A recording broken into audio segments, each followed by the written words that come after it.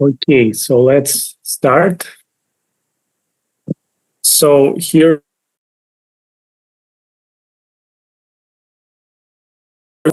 in the last semester, you already considered this problem, layered Bragg cavity in COMSOL. So now we will solve this problem in CST. So if we have time, we will do this with three different approaches. So the first one, we will calculate the quality factor of this resonance using spectral response. So we'll calculate, we'll eliminate this Bragg cavity with a plane wave at different frequencies, calculate spectral response, like reflection and transmission spectrum, and extract quality factor from this cavity with a pulse. And we will consider time evolution. So using time domain solver and extract quality factor from this time domain response. And the third option, we simply use eigenmode solver, which will calculate us complex eigenfrequency of the resonances. So quality factor can be extracted from the complex eigenfrequency. Yeah, so here is just the list of tasks that we need to do to achieve these goals. So as previously, first we need to calculate the band diagram of a photonic crystal. So we consider infinite periodic structure. So we'll calculate band diagram, then we will know at which frequencies we have a band gap. So at which frequencies photonic crystal can function as a mirror, and at which frequencies we can achieve Bragg resonance. Second step, we will calculate transmission and reflection for a finite size PHC slab. So just consider one mirror like this. So again, we will look at these frequencies inside the band gap also, just to check that indeed at these frequencies, this PHC slab reflects all the light. Second, we will calculate transmission and reflection spectra in frequency domain and extract quality factor from this spectra. Then points 5 and 6 will be done in time domain solver. So we'll calculate evolution of a light pulse and extract quality factor from the time response. And the last part is eigenmode solver. So this is straightforward. So let's start with the first part. So first, we need to understand in which frequency range we actually will work. So in which frequency range there is a band gap and there will be a Bragg resonance. So we need to take just one period of this structure. We forget about the incident light, yes, so we don't have any source, and we can apply periodic boundary conditions to this period, and in this way we effectively create an infinite photonic crystal. So here is again the list of settings that we need to set in our model. So we'll discuss this in a moment. So right now you can already create a model. So OpenCST, 3D simulation, high frequency. And also you can download from the folder, from the Google Drive folder, you can download TXT file with parameters.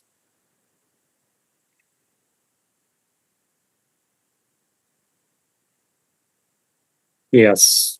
And just to save some time, we can upload these parameters to our model.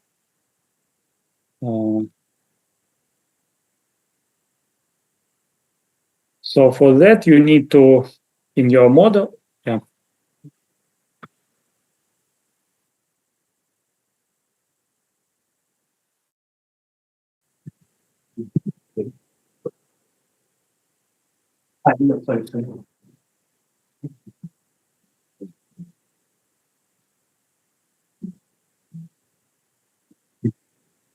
So to import parameters, you just need to open parameter list at the bottom, right click, load parameters from file.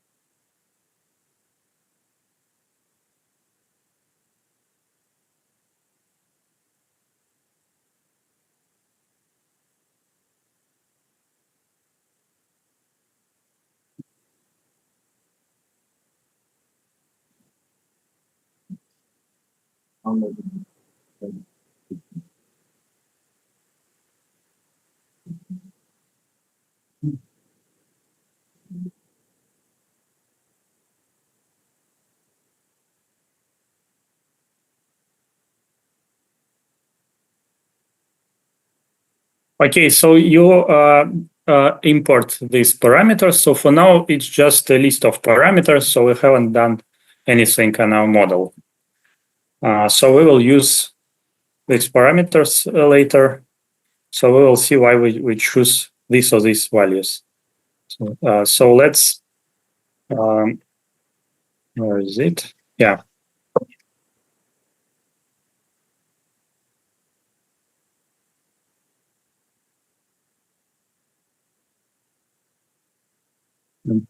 So first unit. So this is the electric photonic crystal. So epsilon has a constant permittivity, doesn't depend on frequencies. So in general, we can work in any frequency range.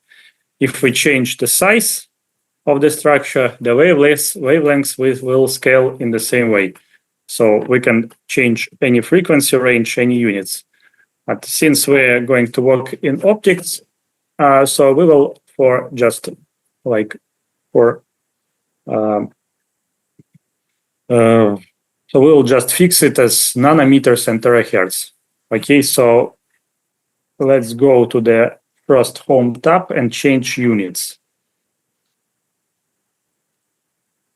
Nanometers and terahertz.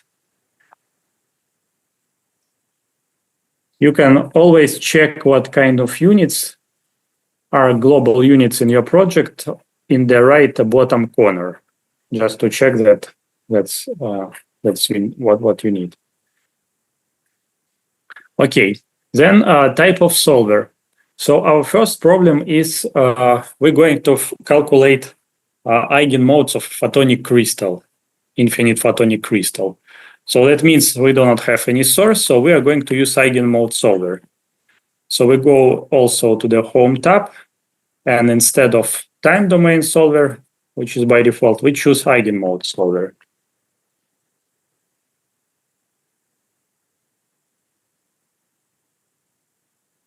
Okay, next, frequency range.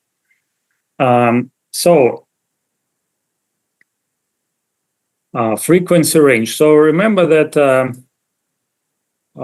you should always choose frequency range somewhat close to the actual frequency range that you will be using. You might not know exactly from the start in which frequency range you would like to consider spectral response or whatever. So of course it's not very strict, but you can have always a guess, an estimate. So in our case, okay, we do not have any parameters here, but so we're going to use lambda, this parameter lambda equal to, I think it's already in parameters, yeah, lambda, yeah. We have parameter lambda is 1240 nanometers. So that means that the D1 and D2, according to our chosen parameters, are this around 100 nanometers. So if lambda is equal to 1000 to 200, so we can approximately say what is the frequency at which we will further have Bragg resonance. So it's well, you just need to speed of light divided by lambda. So you will have around 250 terahertz, 240 terahertz. Yeah. So to have a proper simulation, we should first make some analytical estimations. Just estimations, not necessarily you need to make some right formulas, just an estimate. If you miss by 10%, that's not a problem. If you miss by 10 times, that could be a problem, especially if you choose very high frequency, because if you have very high frequency upper limit, that means that the wavelengths, the minimal wavelength is very small. If the minimal wavelength is very small, the CST will choose the size of the mesh cell according to the minimal wavelength, so it will be very small. So if you miss high the upper limit, yeah. So you need to have the better estimate you have, the better. So here we already know that for these parameters, the resonance is supposed to be around 240 terahertz. And this should be the center of the band gap. So we would like to find eigenmodes, not just like the first band, but maybe also the second band, so above the band gap. So we can have, in this first task, we can choose this frequency range from, let's say, so the minimal frequency, it's not so important. And since we have, well, we know that we have eigenmodes at all frequencies, so we can choose from 0 to, let's say, 300. Yeah, in this way, we should probably cover the first band gap and maybe the second band above the first band gap. So let's change F min and F max to 0 and 300, and also let's go to the simulation tab. So for now, F min and F max are just parameters. So we need to set minimal and maximal frequency in the simulation tab frequency. So we'll write here F min and F max.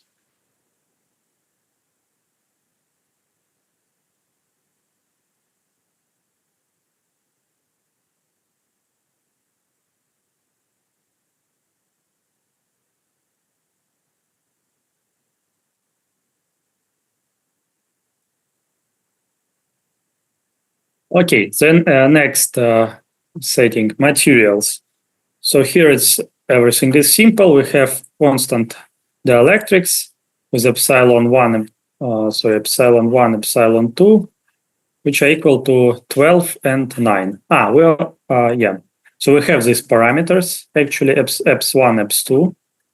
So we need to create two materials, one with permittivity equal to EPS1, and another with permittivity equal to EPS2. So go to materials folder, right click, new material, and create this material. First as permittivity EPS1,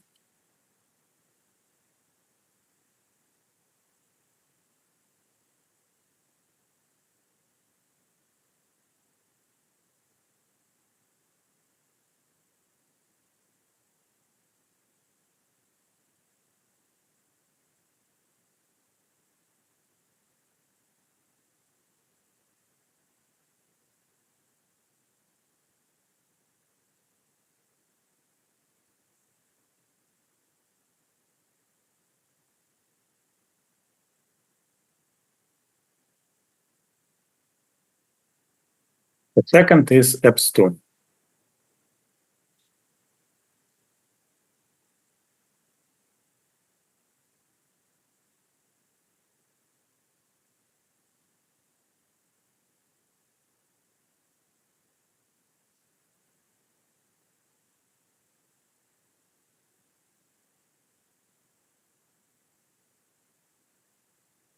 Okay, so now we can create the geometry. So we're going to consider one period, so two layers. So two layers, the thicknesses in, so distance dimensions in Z direction, they are given. What about X and Y directions? What kind of size of these layers we can choose in X, Y directions?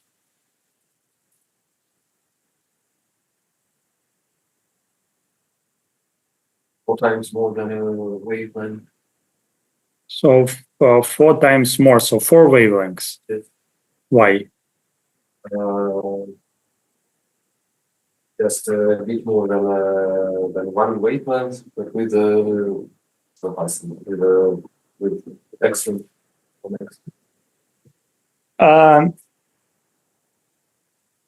Do you remember what? So we actually solved a very similar problem last time. I mean, geometrically and physically. We didn't consider eigenmodes, but the geometry was quite similar to this. So parallel plate, I think, yeah, it was, or just the interface between two dielectrics. So what kind of size we had in previous problem? Do you remember?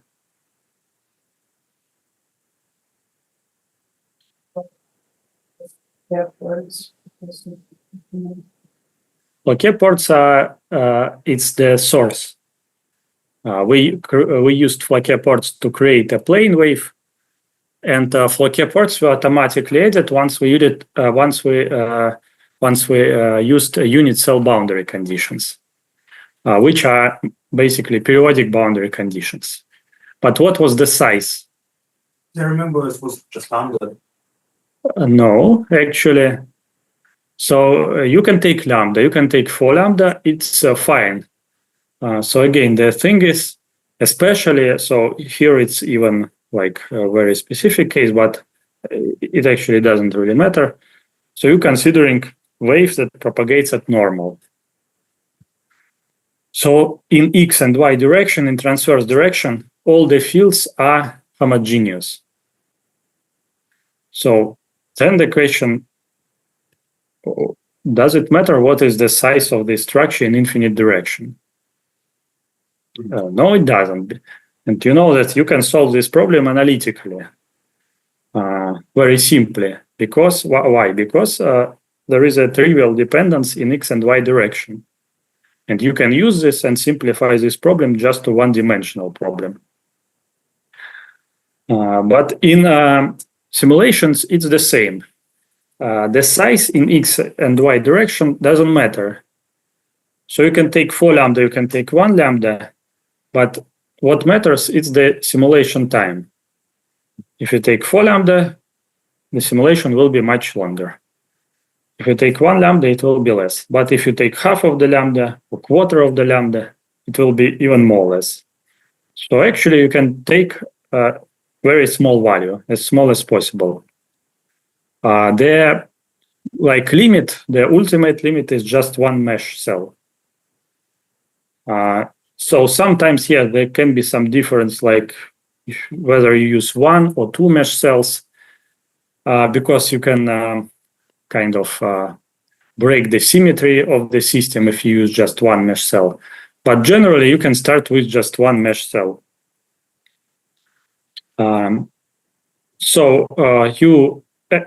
How do you estimate the size of the mesh cell? You take the wavelengths, you divide it by the refractive index.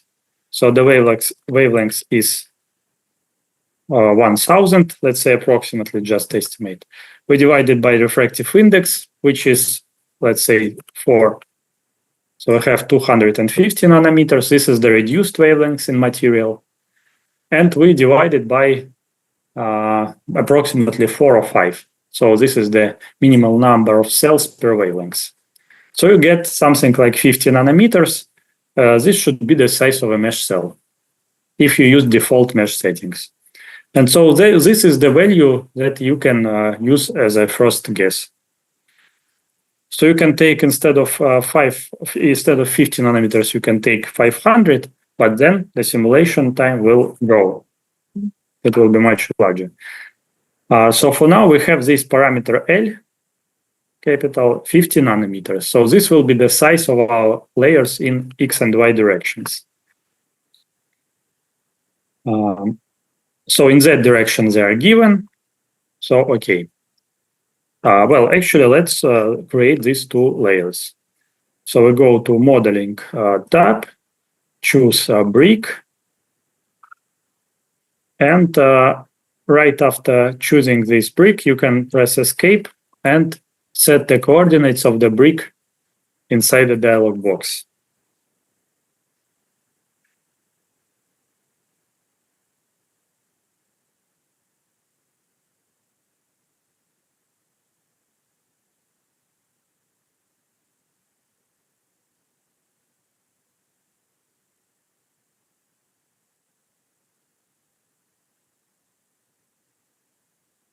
So in X and Y, it will be from minus LR2 to plus LR2, for instance. Check that first layer has material dielectric 1 and the thickness D1. And the second layer material dielectric 2 and thickness D2.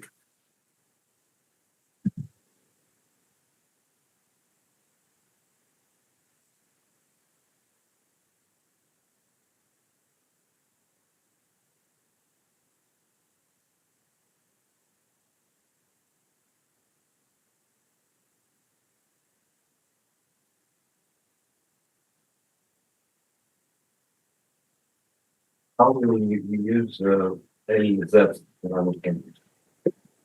In the first subtask, we won't use it. This is for the second part.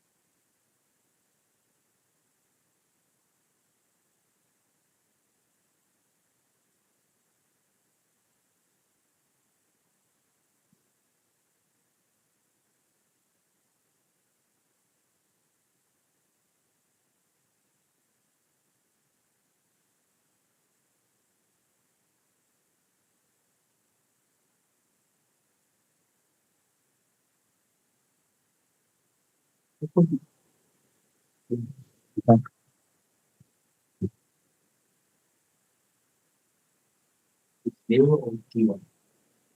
U1, of course, because yes, I know it's two. Yeah. Why is oh yes,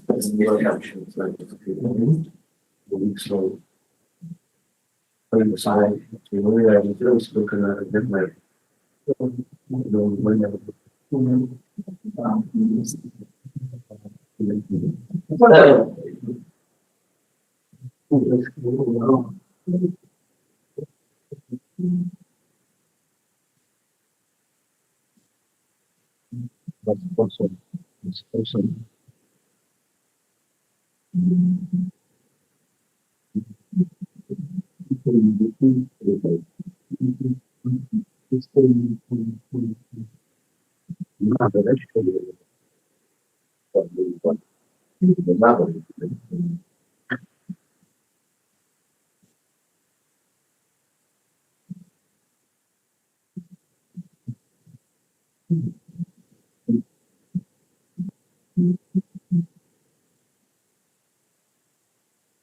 Okay, let's move further. So background properties and boundary conditions now.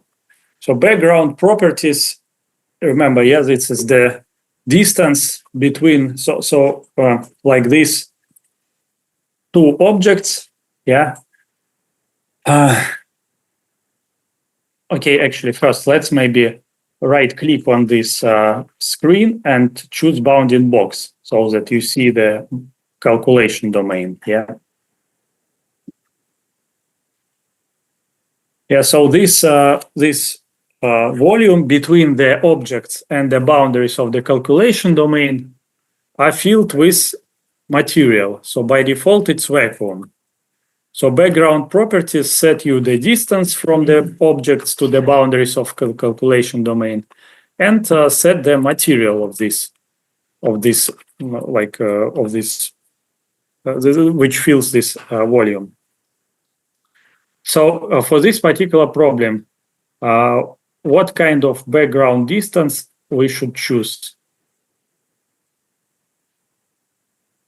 What do you think?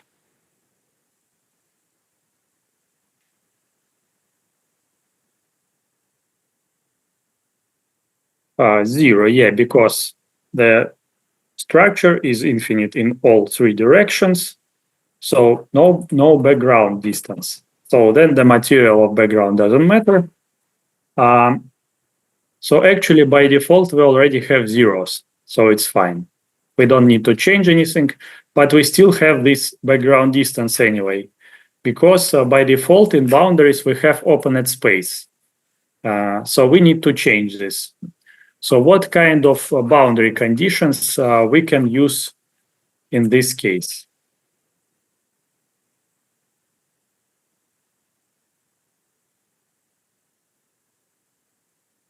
There is a answer on the next slide. So, but what do you think?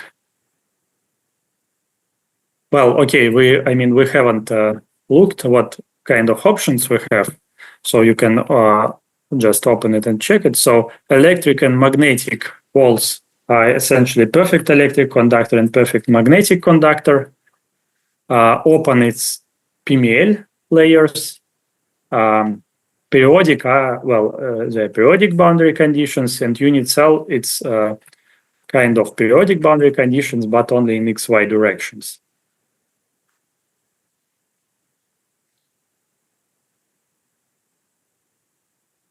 Or in that direction we need to. Yeah, surely, because it's a periodic structure. That makes automatically both. Yeah, you can't have just one. So what about X and Y direction? So not unit cell.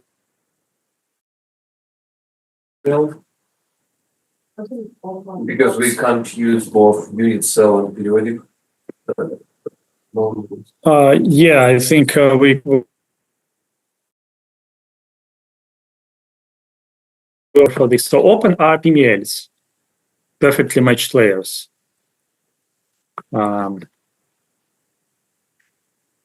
So again, so in order to understand this, you need to think about in terms of physical processes. Like if you solve this problem analytically, how do you do this? So it's you simplify this problem greatly, yeah. Yes. Otherwise, you wouldn't be able to solve it. So how homogeneous in one direction? So permittivity is the same; it's constant in one direction. That means that the momentum of a photon or k-vector component of the wave vector in this direction is conserved. So that means you can fix it, and then you just get rid of one of the coordinates. So if you choose specific component of the wave vector in a certain directions, so how do you implement this in numerical modeling?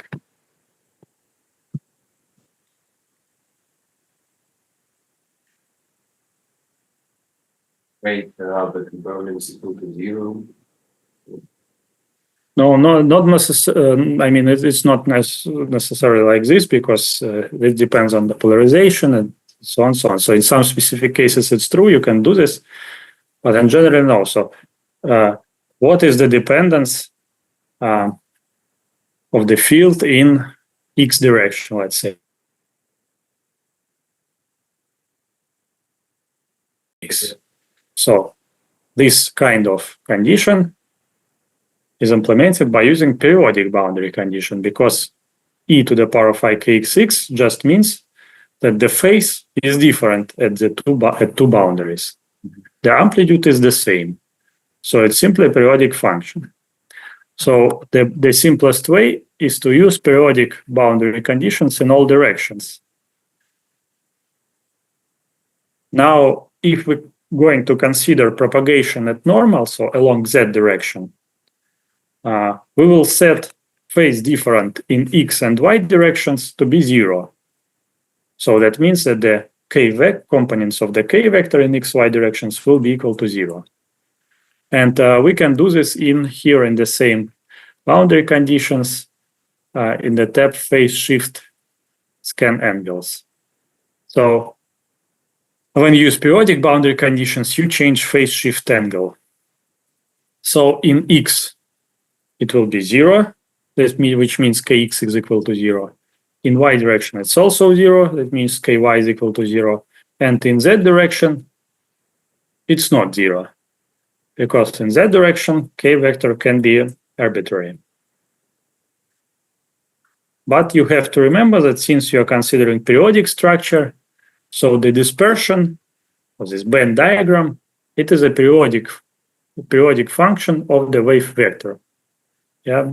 So you only need to consider the first Brillouin zone. And moreover, because the structure is like time invariant, so you don't need to consider the whole first Brillouin zone, just the half of it.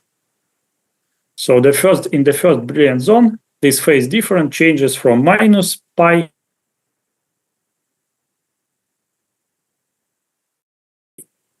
the phase difference between these two boundaries in that direction. So if we're going to consider just half of it, so we change it from 0 to pi. This is the range of phase differences in that direction that we need to consider. So here we should put some variable. I'm not sure we have it. Yeah, we don't have it here. So just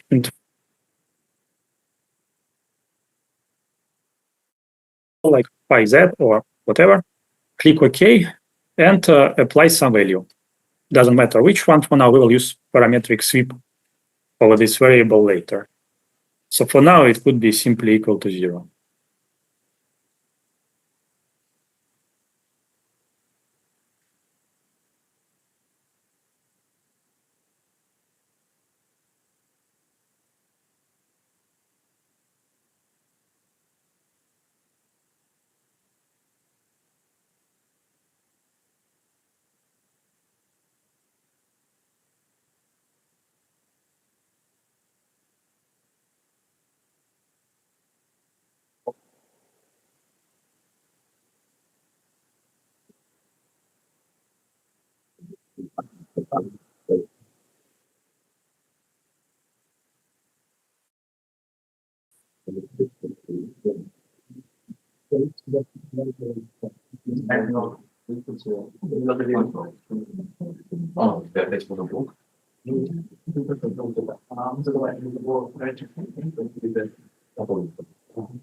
Просто деревянная, такая, много.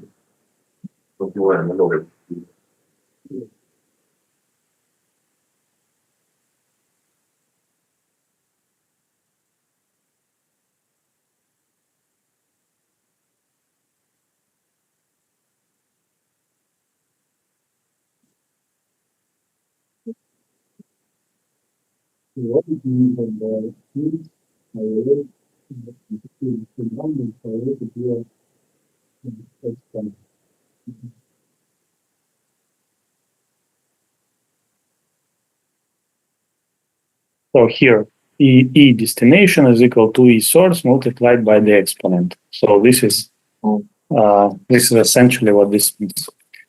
Okay, So now let's look at the other settings. So source of radiation is none. We consider it eigenmodes.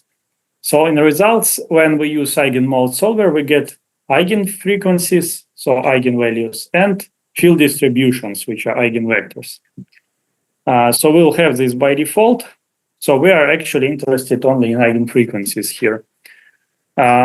Mesh settings, we're not going to change here a lot. So let's just check what kind of mesh we have. So click on the mesh view, on the home tab or simulation tab, where is the button mesh view, and click update.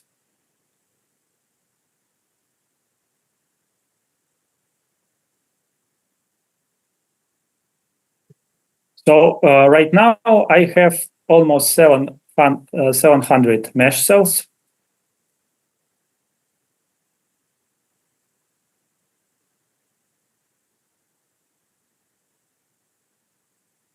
I think we can decrease this number. So yeah, remember that when we set the size of this structure, we were aimed to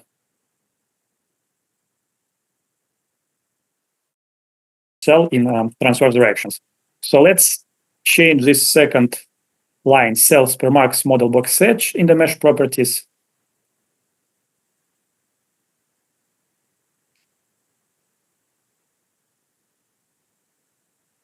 Yeah, open global properties.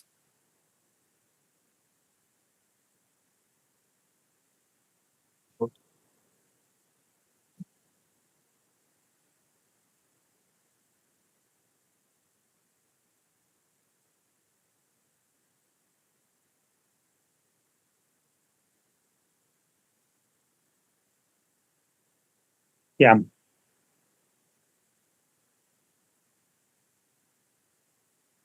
And after that, click update.